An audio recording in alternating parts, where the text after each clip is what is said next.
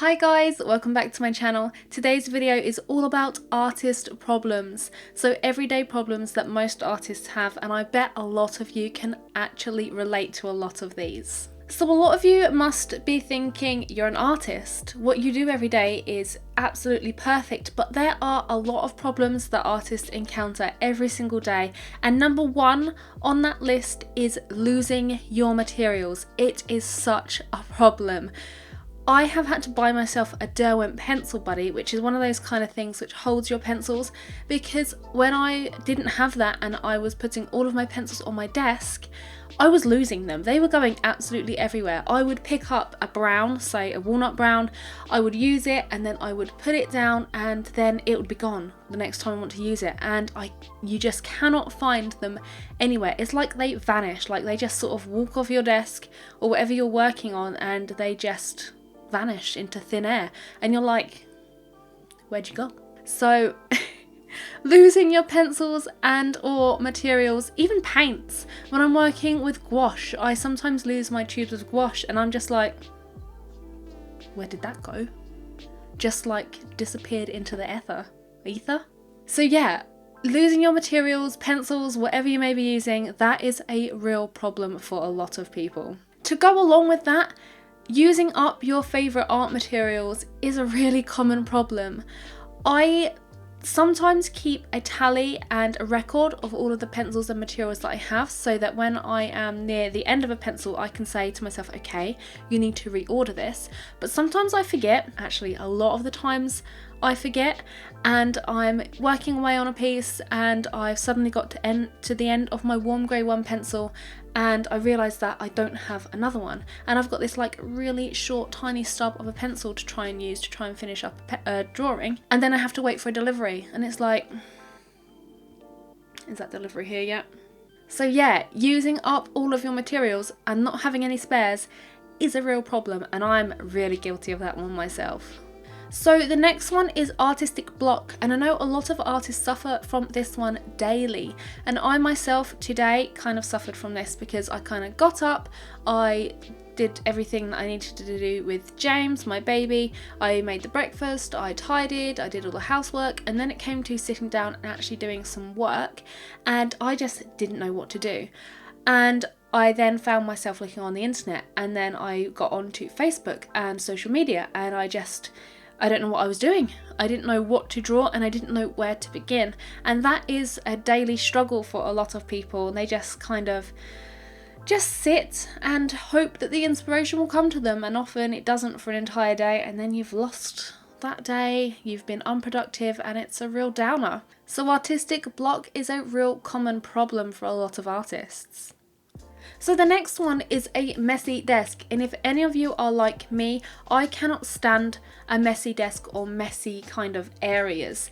It's okay whilst I'm working, but as soon as I'm done working, it just bugs me out.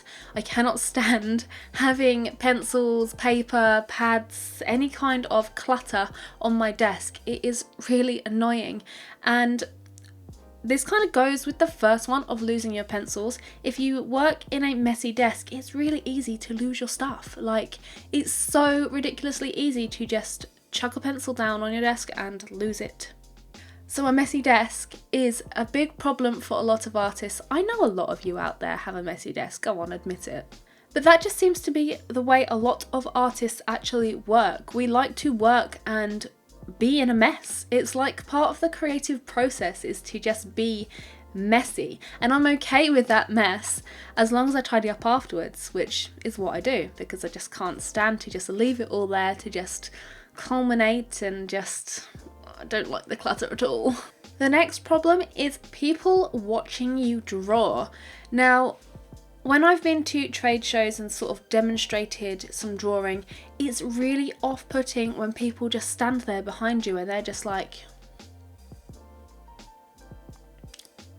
they just pull weird faces, and you can kind of see them in your peripheral vision, and you're just sort of like, okay, just like move along now so I can get on with my genius artwork. I know some people don't mind people watching them draw, and some people actually kind of revel in it, they really enjoy it. But for me personally, and I know a lot of others, just cannot stand to be watched.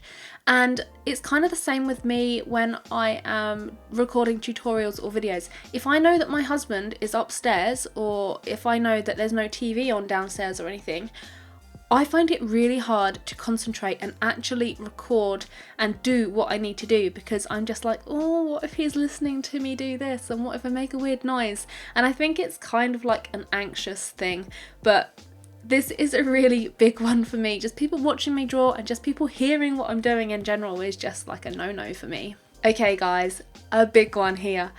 A lot of professional artists, or those of you that offer commissions or work for any kind of money, you will have heard this one. And that is, can you draw this, whatever it may be, for free? This is a big artist problem. And again, a lot of artists encounter this daily. This isn't a very common one for me because I'm sort of shying away from the commissions aspect, but I still get requests and messages asking if I can draw something for free. And I don't mind doing that as long as the person that I'm doing it for is actually appreciating it. So a lot of times when artists do draw things for free and then repost them, the original person that asked just doesn't say thank you or doesn't give the artist any sort of acknowledgement for doing the request. And that can be really, really annoying. And that's also why a lot of artists don't like to draw things for free, because people just don't seem to appreciate it. You spend all of your time and effort and sometimes money and resources onto drawing something for free, and you don't get any recognition or any sort of respect back from it. And that is really annoying for artists. And it's not like an entitlement thing. Artists don't expect you to give credit or to be sort of thankful for their art. When it's paid, it's not so much of a problem because you're getting something in return for what you're drawing or what you're doing. But when people ask for free drawings and then they don't say thank you or give anything back, it's just sort of like, well, what was the point in me doing that?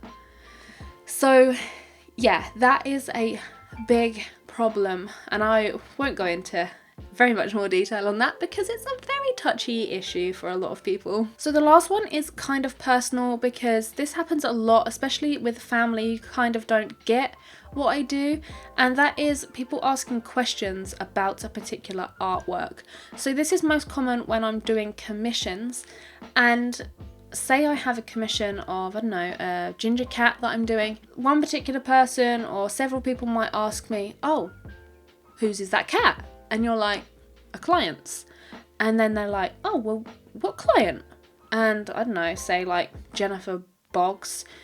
It's Jennifer Boggs' cat. And they're like, oh, right. They're none the wiser for that information. And it's just sort of like, okay, I just get back to drawing now. I don't know, it's a really kind of, I don't like it when people sort of ask what I'm drawing and who I'm drawing it for. Like, I don't know, it's just something that really kind of bugs me. I don't know if it bugs anybody else, but I really don't like those kinds of questions about what I'm drawing, because does it really matter? No. Is it going to affect your life? No. So and it's nice that they're showing an interest, and I like that, but it's just sort of like, just please don't. So those are my kind of top artist problems. I'm not going to say that they occur daily because it's not a daily occurrence for all of them, but I do experience all of those on a weekly basis. So it's kind of like a weekly artist problem. Let me know in the comments below if you guys have ever faced any other kind of problems, perhaps you don't like people touching your work or something like that. Let me know in the comments below of what you find to be your biggest pet peeve and your biggest artist problem. I really hope you've enjoyed this video. It's a little bit of a different format from my other videos because I haven't shown my face on my channel in quite a long time. So I hope you've enjoyed the sort of relatability to you guys again. Instead of just a random speed drawing, I really hope you've enjoyed this kind of video. Let me know in the comments below if you enjoy this kind of video over a speed drawing where I'm just sort of talking to you matter-of-factly, just having a little chat together. Let me know what kind of video you do actually prefer. But if you have liked this video, then please give it a big thumbs up. And if you're new around here and you liked this video and you want to hear more useful art advice or common problems, then make sure that you hit that subscribe button, because I release art advice every single Wednesdays and there are art tutorials every single Friday and they are super good. I've got some really good ones coming up, so make sure that you hit that subscribe button and tick that little bell icon as well to be notified of all of my future videos. But anyway guys, thank you for watching this video and I hope to catch you in the next one. Bye!